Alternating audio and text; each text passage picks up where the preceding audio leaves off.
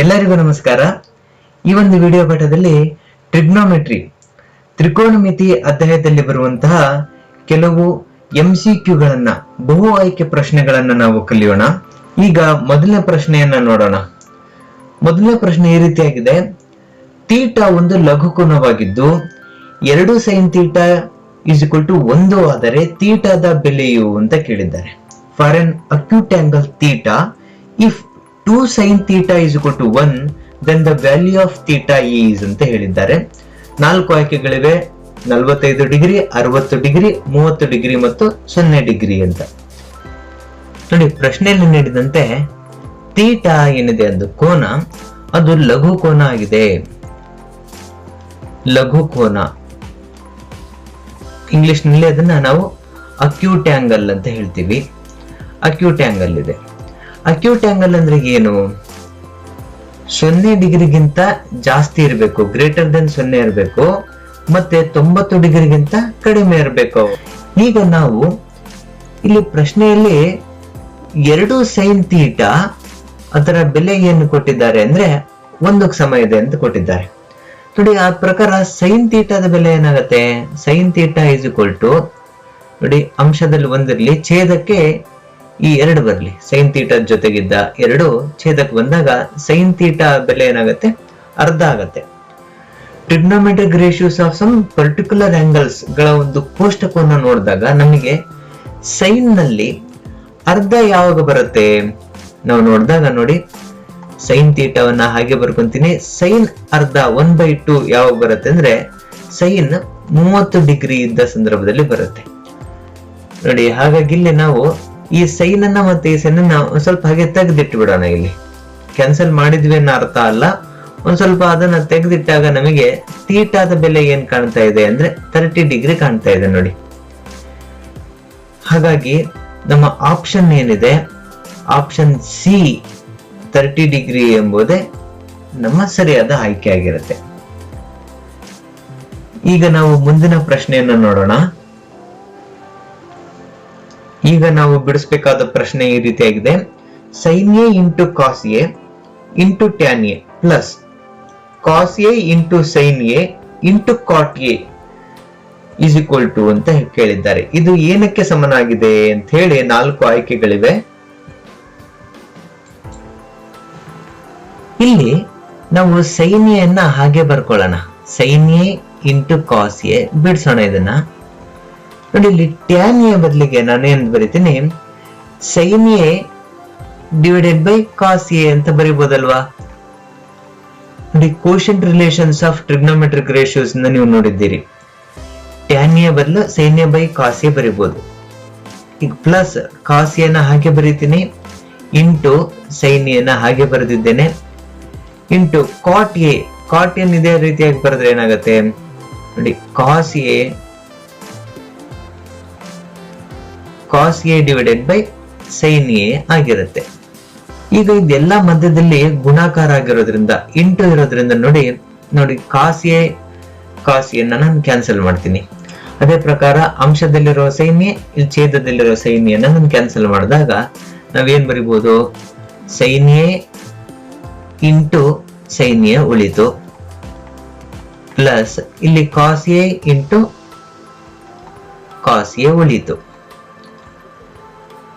ನೋಡಿ, sin A × sin A ಅಂದ್ರೆ ಏನು? sin square A plus cos A × cos A ಅಂದ್ರೆ cos ಸ್ಕ್ವೇರ್ A ಆಯ್ತು. ನೋಡಿ, ನಮ್ಮ ಆಯ್ಕೆಗಳನ್ನ ನೋಡ್ತಾ ಇರೋಣ. ಆಯ್ಕೆಗಳನ್ನ ನೋಡ್ತಾ ಇದ್ದಾಗ ನಮಗೆ ಸಿ ನಲ್ಲಿರುವಂತಹ ಈ ಆಯ್ಕೆ ಸರಿಯಾಗಿದೆ ಅಂತ ಗೊತ್ತಾಗ್ತಾ ಇದೆ. ನೋಡಿ, ಈ ಆಯ್ಕೆಯನ್ನ ನಾವು ಮುಂದುವರೆದು ಇದನ್ನ 1 ಅಂತಾನೂ ಬರೀಬಹುದು. ಪರೀಕ್ಷೆನಲ್ಲಿ ಈ ರೀತಿಯಾಗಿ ಕೇಳಬಹುದು. sin square A plus cos square A ಬೆಲೆ 1 ಆಗತ್ತೆ. ಆಯ್ಕೆಗಳಲ್ಲಿ ಅದಿಲ್ದಲೇ ಇರೋದ್ರಿಂದ sin square A plus cos square A ಅನ್ನಲ್ಲಿಗೆ ನಮಗೆ ಉತ್ತರ ಸಿಗತ್ತೆ.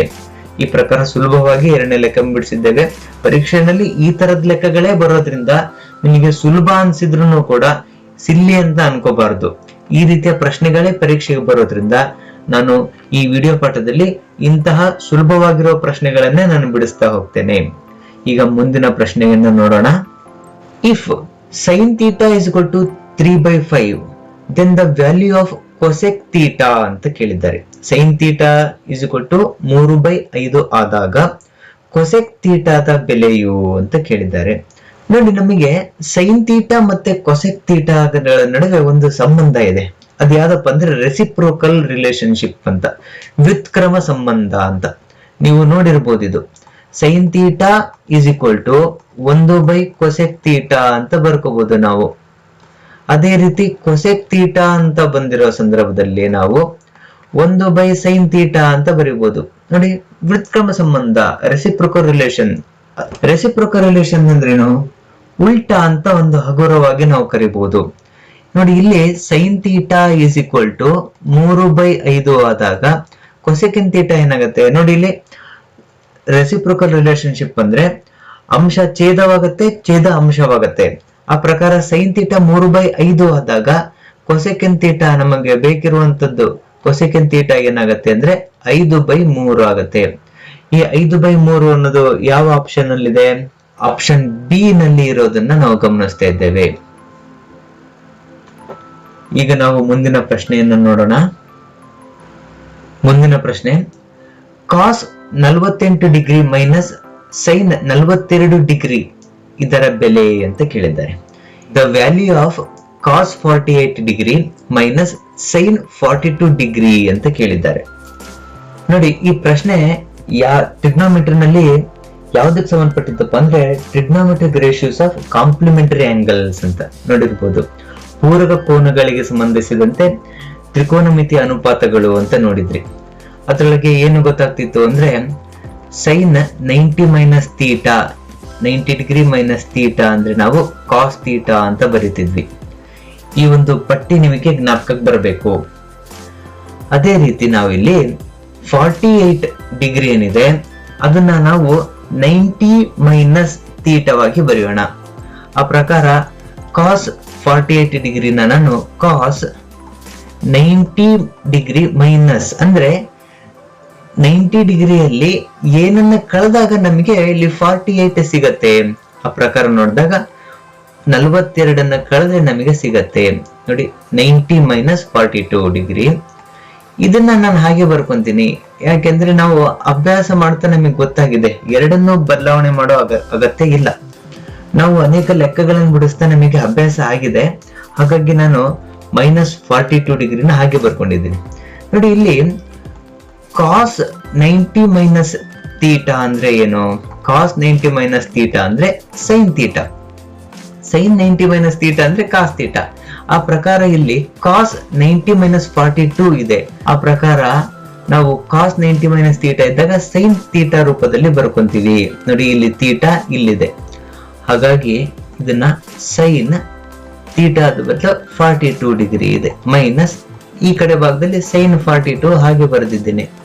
ನೋಡಿ, plus sine 42 degree minus sine 42 degree. ನೋಡಿ, ಕ್ಯಾನ್ಸಲ್ ಆಯ್ತು, ಒಂದು ಪ್ಲಸ್ ಒಂದು ಮೈನಸ್. ಈಗೇನ್ ಬರ್ತಾ ಇದೆ? ಉತ್ತರ 0 ಬರ್ತಾ ಇದೆ. ಆಪ್ಷನ್ ಎ ನಮ್ಮ ಸರಿಯಾದ ಆಯ್ಕೆ ಆಗಿರುತ್ತೆ. ಈಗ ನಾವು ಮುಂದಿನ ಪ್ರಶ್ನೆಯನ್ನ ನೋಡೋಣ. ಮುಂದಿನ ಪ್ರಶ್ನೆ ಈ ರೀತಿಯಾಗಿದೆ. If 13 sine theta is equal to 5 then the value of tan theta ಅಂತ ಕೇಳಿದ್ದಾರೆ. ನೋಡಿ, 13 sine theta is equal to 5 ಆದರೆ ಟ್ಯಾನ್ ತೀಟಾದ ಬೆಲೆಯು ಅಂತ ಕೊಟ್ಟಿದ್ದಾರೆ. 4 ಆಯ್ಕೆಗಳನ್ನು ಸಹ ಗಮನಿಸೋಣ. ನೋಡಿ, ಇಲ್ಲಿ 13 sine theta is equal to 5 ಅಂತ ಕೇಳಿ ಟ್ಯಾನ್ ತೀಟಾದ ಬೆಲೆ ಕೇಳಿದ್ದಾರೆ. ನಾನು ಇಲ್ಲಿ ಸೈನ್ ತೀಟಾ ಅಂತ ಬರ್ಕೊಂಡಾಗ ಏನಾಗುತ್ತೆ? ಅಂಶದಲ್ಲಿ 5, ಛೇದದಲ್ಲಿ ಈ 13 ಇರತ್ತೆ. 5/13 ಆಯ್ತು. ಸೈನ್ ತೀಟಾ ಅಂದ್ರೆ ಏನು? ಸೈನ್ ತೀಟಾ ಅಂದ್ರೆ ಆಪೋಸಿಟ್ ಬೈ ಹೈಪಾಟಿನ್ಯೂಸ್ ಅಂತ ಅರ್ಥ. ನಾವು ಇದರ ತ್ರಿಕೋನಮಿತಿಯ ಅನುಪಾತವನ್ನ ಹೇಳಿದಾಗ, ಟ್ರಿಗ್ನೋಮೆಟ್ರಿಕ್ ರೇಷಿಯೋವನ್ನ ಹೇಳಿದಾಗ ಆಪೋಸಿಟ್ ಬೈ ಹೈಪಾಟಿನ್ಯೂಸ್. ಹಾಗಾಗಿ ನಾನು ಇಲ್ಲೊಂದು ಲಂಬಕೋನ ತ್ರಿಭುಜವನ್ನ ಬರ್ಕೊಂತೀನಿ. ನೋಡಿ, ಇಲ್ಲೊಂದು ಲಂಬಕೋನ ತ್ರಿಭುಜ ಇದೆ.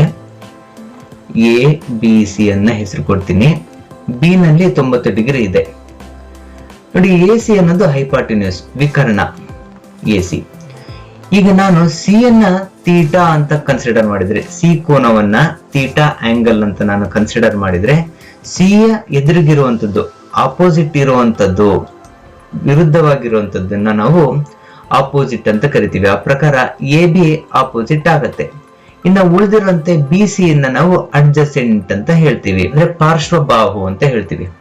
ಆ ಪ್ರಕಾರ ಇಲ್ಲಿ ಆಪೋಸಿಟ್ ಬೈ ಹೈಪಾಟಿನಸ್ ಸೈನ್ ಏನ್ ಬಂದಿದೆ ಅದು ಆಪೋಸಿಟ್ ಗೆ 5, ಹೈಪಾಟಿನಸ್ ಅಲ್ಲಿ 13 ಬಂದಿದೆ. ಈಗ ಟ್ಯಾನ್ ಥೀಟಾದ ಬೆಲೆಯನ್ನ ಅವರು ಕೇಳಿದ್ದಾರೆ. ಟ್ಯಾನ್ ಥೀಟಾ ಅಂದ್ರೆ ಏನು? ಅದರ ಒಂದು ಟ್ರಿಗ್ನೋಮೆಟ್ರಿಕ್ ರೇಷಿಯೋ ಏನಾಗುತ್ತೆ? ಟ್ಯಾನ್ ಥೀಟಾದ್ದು ಆಪೋಸಿಟ್ ಬೈ ಅಡ್ಜಸೆಂಟ್ ಆಗತ್ತೆ. ನಮಗೆ ಅಡ್ಜಸೆಂಟ್ ಬೆಲೆ ಗೊತ್ತಿಲ್ಲ. ಅಡ್ಜಸೆಂಟ್ ಬೆಲೆಯನ್ನ ನಾವು ಕಂಡುಹಿಡ್ಕೋಬೇಕು. ಹೇಗೆ ಕಂಡುಹಿಡ್ಕೊಳ್ಳಕ್ ಸಾಧ್ಯ? ನೋಡಿ, ಇದು ಲಂಬಕೋನ ತ್ರಿಭುಜ ಆಗಿರೋದ್ರಿಂದ ಪೈಥಾಗರಸ್ ಪ್ರಮೇಯವನ್ನ ಬಳಸಿ ಕಂಡುಹಿಡ್ಕೋಬೇಕು. ಪೈಥಾಗರಸ್ ಥಿಯರಂ ಪ್ರಕಾರ AC square is equal to AB square plus BC square. ನಾನು ನೇರವಾಗಿ ಅಪ್ಲೈ ಮಾಡ್ತಾ ಇದ್ದೀನಿ. AC ಸ್ಕ್ವೇರ್ ಅಂದ್ರೆ 13 ಸ್ಕ್ವೇರ್, AB ಸ್ಕ್ವೇರ್ ಅಂದ್ರೆ 5 ಸ್ಕ್ವೇರ್, BC ಸ್ಕ್ವೇರ್ ಗೊತ್ತಿಲ್ಲ, ಹಾಗಾಗಿ BC ಸ್ಕ್ವೇರ್ ನಾವು ಕಂಡುಹಿಡಬೇಕು. 13 ಸ್ಕ್ವೇರ್ ಅಂದ್ರೆ ಏನು? 169. 13 169. 5 ಸ್ಕ್ವೇರ್ ಅಂದ್ರೆ 5 × 5, 5 25 ಪ್ಲಸ್ BC ಸ್ಕ್ವೇರ್. ನೋಡಿ, BC ಸ್ಕ್ವೇರ್ ನಾನು ಈ ಕಡೆ ತಗೊಂತೀನಿ, ಅಂದ್ರೆ 169 ಮೈನಸ್ 25 ಆಗತ್ತೆ. 169 ಮೈನಸ್ 25 ಆದಾಗ BC ಸ್ಕ್ವೇರ್ ಏನಾಗುತ್ತೆ? 169 25 ಕಳೀರಿ, 144 ಬರುತ್ತೆ. ಹಾಗಾಗಿ BC ಅಂದ್ರೆ ಸ್ಕ್ವೇರ್ ರೂಟ್ 144. ಸ್ಕ್ವೇರ್ ರೂಟ್ 144 ಅಂದ್ರೆ 144ರ ವರ್ಗಮೂಲ ಏನಾಗುತ್ತೆ? 12 ಬರುತ್ತೆ. ನೋಡಿ, ಇದು 12 ಬಂತೀಗ. ಈಗ ನಮಗೆ ಉತ್ತರಕ್ಕೆ ರೀಚ್ ಆದ್ವಿ ನಾವು. ಅಂದ್ರೆ ಅಪೋಸಿಟ್ ಬೈ ಅಡ್ಜಸೆಂಟ್. ಅಪೋಸಿಟ್ ಅಂದ್ರೆ 5, ಅಡ್ಜಸೆಂಟ್ ಅಂದ್ರೆ 12. ಹಾಗಾಗಿ ಎ ಆಯ್ಕೆ 5/12 ಇದೆ, ಅದು ಸರಿಯಾದದ್ದು ಆಯ್ಕೆ ಆಗಿರುತ್ತೆ. ನೋಡಿ, ನಾವು ಇದನ್ನ ಇಷ್ಟು ವಿವರವಾಗಿ ಮಾಡಬೇಕಂತ ಏನಿಲ್ಲ.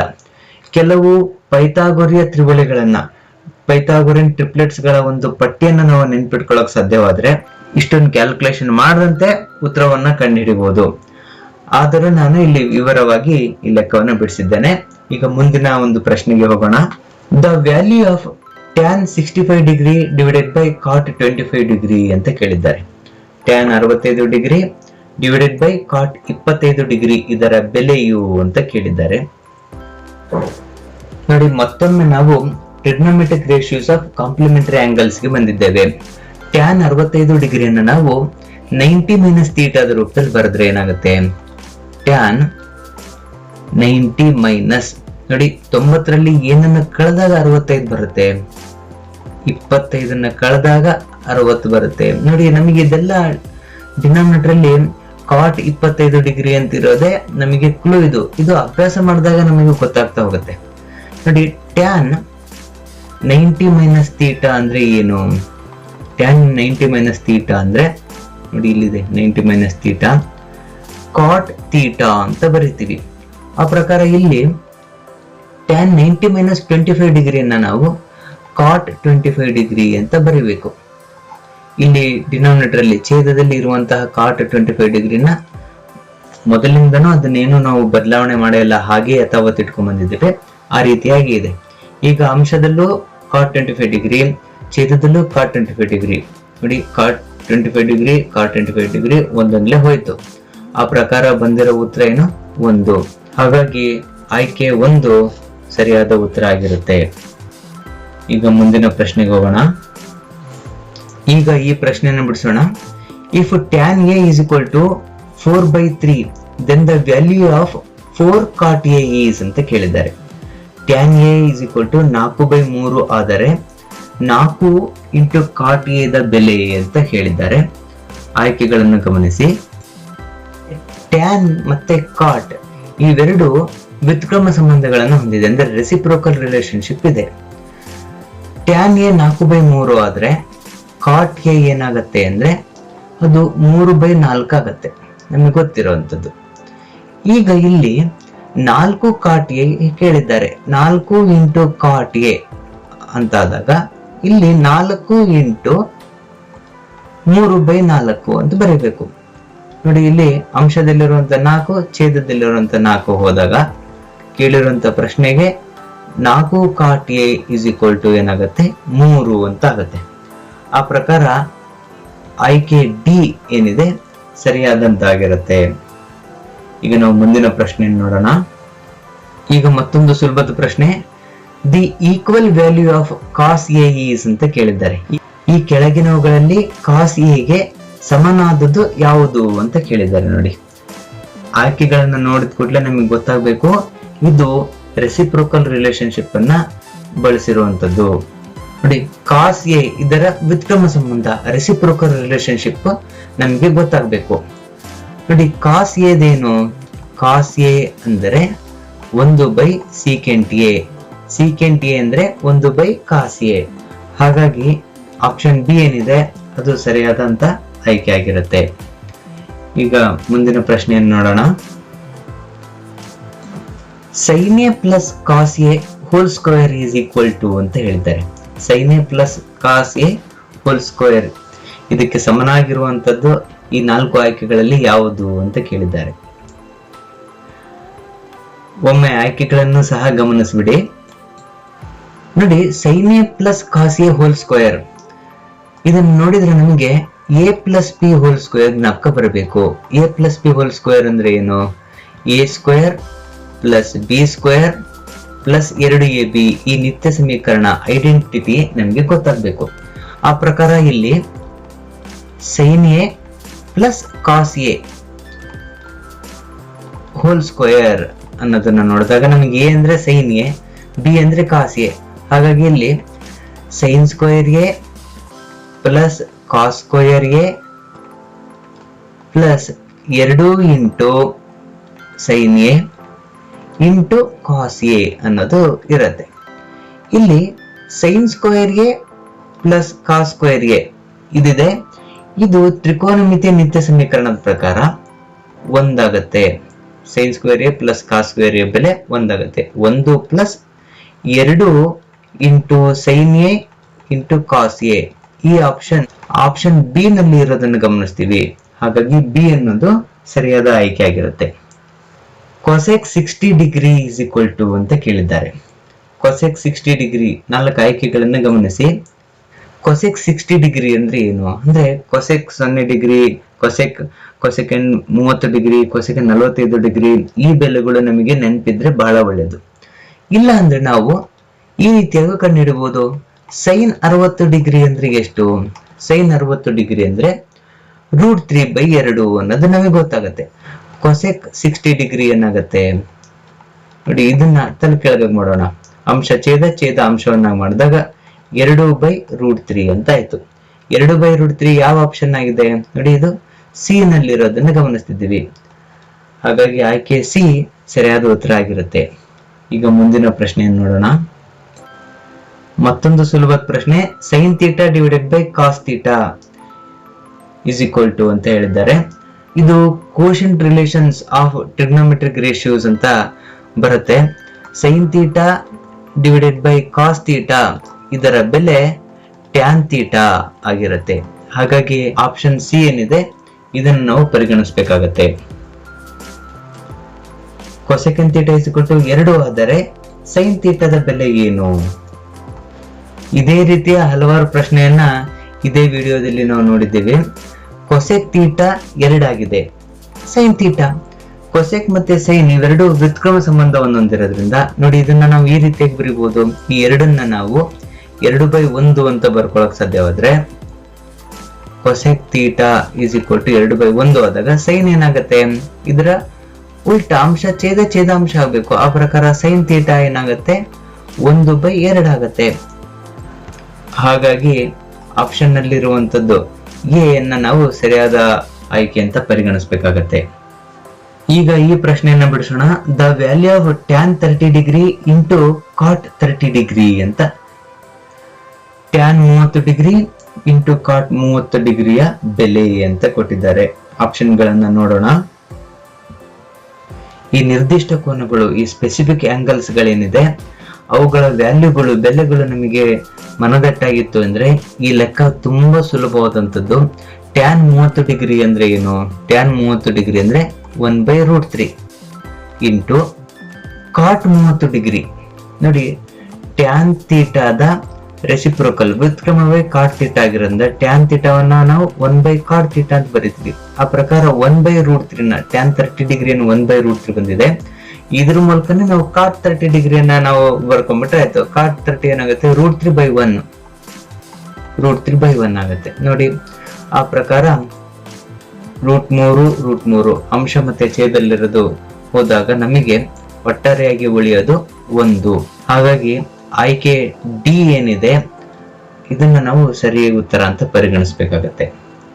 ಈ ಪ್ರಶ್ನೆ ಈ ರೀತಿಯಾಗಿದೆ, sin square 60 degree plus cos square 30 degree minus secant square 0 degree ಇದರ ಬೆಲೆ ಅಂತ ಕೇಳಿದ್ದಾರೆ. The value of sin square 60 degree plus cos square 30 degree minus secant square 0 degree. ನೋಡಿ, ಒನ್ಸ್ ಅಗೇನ್ ನಮಗಿಲ್ಲಿ ಈ ತ್ರಿಕೋನಮಿತಿಯ ನಿರ್ದಿಷ್ಟ ಕೋನಗಳ ಪಟ್ಟಿ ಜ್ಞಾಪಕ ಬರಬೇಕು. ಆ ಪ್ರಕಾರ ಸೈನ್ 60 ಡಿಗ್ರಿ ಅಂದ್ರೆ ಏನು? ಸೈನ್ 60 ಡಿಗ್ರಿ ಅಂದ್ರೆ √3/2. ಇಲ್ಲಿ ಸೈನ್ ಸ್ಕ್ವೇರ್ 60 ಡಿಗ್ರಿ ಕೇಳೋದ್ರಿಂದ √3/2 ಹೋಲ್ ಸ್ಕ್ವೇರ್ ಅಂತ ಬರ್ಕೊಂತೀನಿ. ಪ್ಲಸ್ ಕಾಸ್ 30 ಡಿಗ್ರಿ ಅಂದ್ರೆ ಅದು ಸಹ √3/2 ಇದೆ. ಇಲ್ಲಿ ಕಾಸ್ ಸ್ಕ್ವೇರ್ ಇಂದ √3/2 whole square minus secant 0 degree. ನೋಡಿ, ಸೀಕೆಂಟ್ ಮತ್ತೆ ಕಾಸ್ ಇವೆರಡಕ್ಕೂ ರೆಸಿಪ್ರೋಕಲ್ ರಿಲೇಶನ್ಶಿಪ್ ಇರೋದ್ರಿಂದ ಸೀಕೆಂಟ್ ಡಿಗ್ರಿ ನಾನು ಕಾಸ್ ಡಿಗ್ರಿ ಪ್ರಕಾರ ಬರ್ಕೊಂತೀನಿ. ಕಾಸ್ 0 ಡಿಗ್ರಿ ಏನು? ಕಾಸ್ 0 ಡಿಗ್ರಿ ಅಂದ್ರೆ 1. ನೋಡಿ, 1/1 ಅಂತ ಅನ್ಕೊಂಡಾಗ ಅದರ ಉಲ್ಟ ಅಂಶ ಛೇದ ಅಂಶವನ್ನು ಮಾಡಿದಾಗ ಸೀಕೆಂಟ್ 0 ಡಿಗ್ರಿಗೂ ಏನಾಗುತ್ತೆ, 1 ಅನ್ನೋದು ಉತ್ತರ ಆಗುತ್ತೆ. ಈಗ ಮುಂದಿನ ಹಂತವನ್ನು ನೋಡೋಣ. ಹೋಲ್ ಸ್ಕ್ವೇರ್ ಇಂದ ಅಂಶಕ್ಕೆ ಸ್ಕ್ವೇರ್ ಕೊಡೋಣ, ಛೇದಕ್ಕೂ ಸಹ ಕೊಡೋಣ. ಕ್ವಿಕ್ ಆಗಿ ಮಾಡಿದ್ರೆ ಆಯ್ತು. ಇದನ್ನ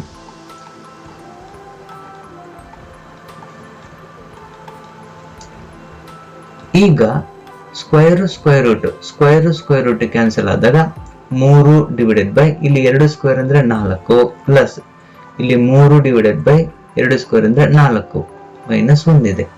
ಮುಂದಿನ ಹಂತದಲ್ಲಿ ನೋಡಿ, ಛೇದದಲ್ಲಿ ಸೇಮ್ ಇರೋದ್ರಿಂದ ಡಿನಾಮಿನೇಟರ್ ಅಲ್ಲಿ ಸೇಮ್ ಇದ್ದಾಗ ನ್ಯೂಮರೇಟರ್ ಇರುವಂತದ್ದು ನಾವು ಕೂಡು ಬಿಡ್ತೀವಿ. 3 + 3 ಅಂದ್ರೆ 6 ಬರುತ್ತೆ.